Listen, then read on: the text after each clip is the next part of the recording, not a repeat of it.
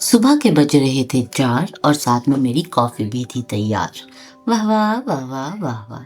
जितनी एक्साइटेड मैं आपको अभी लग रही हूँ, उतनी ही एक्साइटेड थी मैं अल सहूब रेस्ट एरिया जाने के लिए।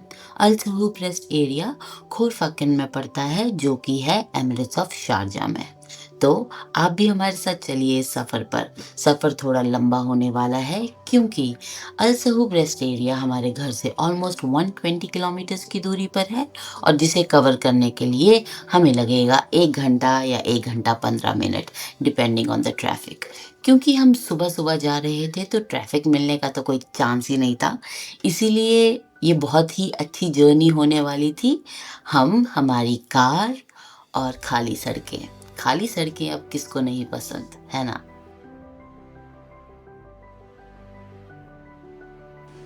आप अपने राइट साइड में देख सकते हैं शारजा मॉस्क।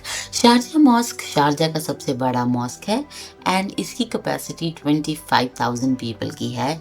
इतना बड़ा मॉस्क है, बहुत ही सुंदर दिखाई देता है।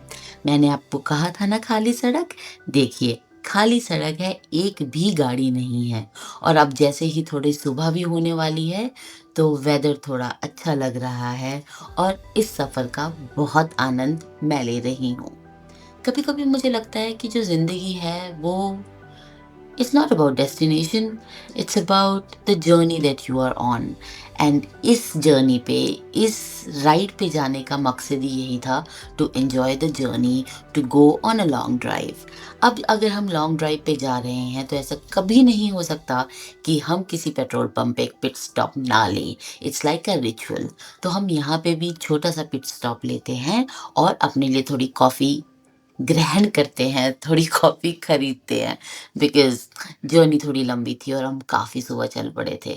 देखते ही देखते सूरज देवता ने भी अपने दर्शन देना शुरू कर दिए। सबसे अच्छी बात यूएई की ये है कि यहाँ का sunrise and sunset amazing. I mean मैंने अपनी ज़िंदगी में इतना अच्छा सनराइज़ और सनसेट नहीं देखा। मैं पहाड़ों से बिलॉन्ग करती हूँ, जिसको नहीं पता मैं हिमाचल से हूँ। पर फिर भी जो यहाँ की खूबसूरती है, जो यहाँ का सनसेट और सनराइज़ है, आई थिंक वो मुझे पहाड़ों में भी देखने को नहीं मिलता। अब कई लोगों को बहुत ज़्यादा गलतफ़हमी है कि UAE is only a desert. तो आप सिर्फ़ डेज़र्ट यहाँ पे देख सकते हो, पर ऐसा बिल्कुल नहीं है। आपके सामने लेडीज़ एंड जेंटलमैन आप देख रहे हैं कि कितनी अच्छी हिल्स हैं, टनल्स हैं and there is lot of beauty to explore in UAE. पर मोस्टली जो लोग आते हैं, जो टूरिस्ट आते हैं, वो ज़्यादा दुबई की बड़ी-बड़ी बिल्डिंग्स देखना पसंद करते हैं, चकाचौंध देखना पसंद करते हैं। But there are a lot of things to look at when you come out of Dubai and you see the raw UAE. आप एक और चीज़ नोटिस करेंगे कि यहाँ पे बहुत सारी टनल्स हैं इस रास्ते पे। आई थिंक 4 टू 5 टनल्स तो ज़रूर हैं, कुछ लंबी, कुछ छोटी। एनीवे हम मौसम का मज़ा लेते हुए, क्योंकि अर्ली मॉर्निंग थी, ट्रैफ़िक नहीं था जैसा मैंने आपको बताया और वेदर भी थोड़ा ठीक लग रहा था, हम पहुँच गए खोरफैक्कन। ये है खोरफैक्कन और बहुत ही सुंदर जगह है। अगर आप नहीं गए हैं, तो प्लीज़ वहाँ जाके आएँ। वहाँ पे पोर्ट है, then there is an auditorium that you can see. फिर एक झरना टाइप्स में उन्होंने कुछ बनाया है, बीच बीच है which is also very beautiful. तो ये सब आप वहाँ देख सकते हैं। पर जैसे कि मैंने आपको कहा था, हम देखने जा रहे थे ये जगह। जी हाँ, ये है अल सुहूब रेस्ट एरिया, जो कि है, मैंने आपको बताया था शायद, 600 मीटर्स की ऊंचाई पे।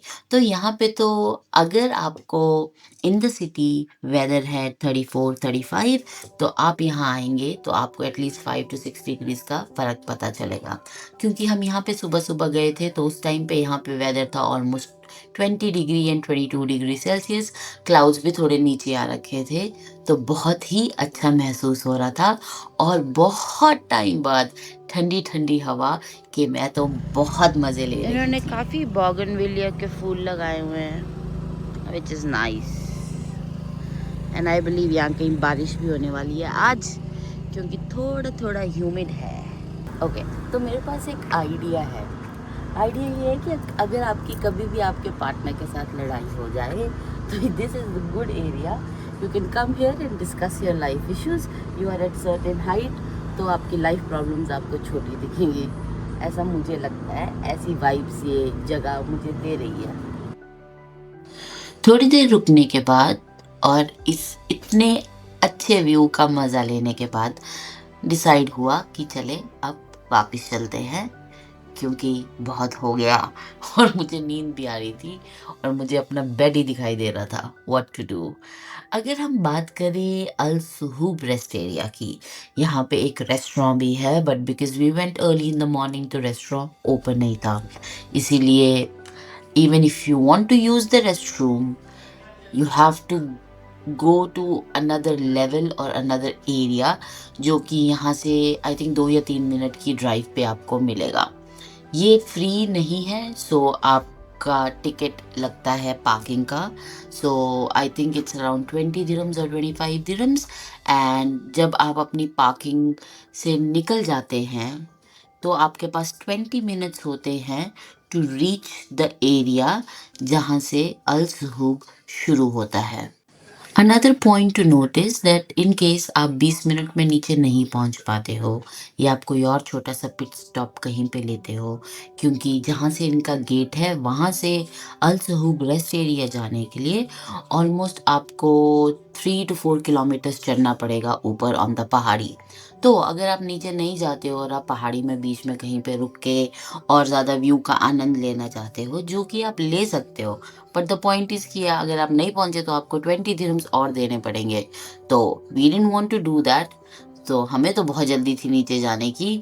We don't spend the money where we don't have to, where it's not necessary. I mean that's the फंडा मेरी जिंदगी का।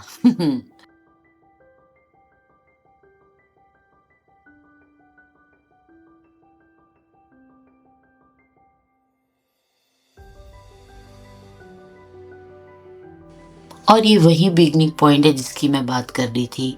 आप यहाँ पे भी पे कर सकते हो या तो आप ऑनलाइन पे कर सकते हो।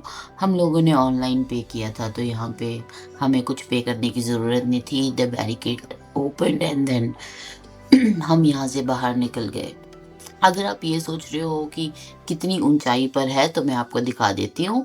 हम वो वहाँ पे ऊपर पहुँचे थे, तो ये काफ़ी हाइट पर है, इसीलिए व्यू भी बहुत अच्छा मिलता है।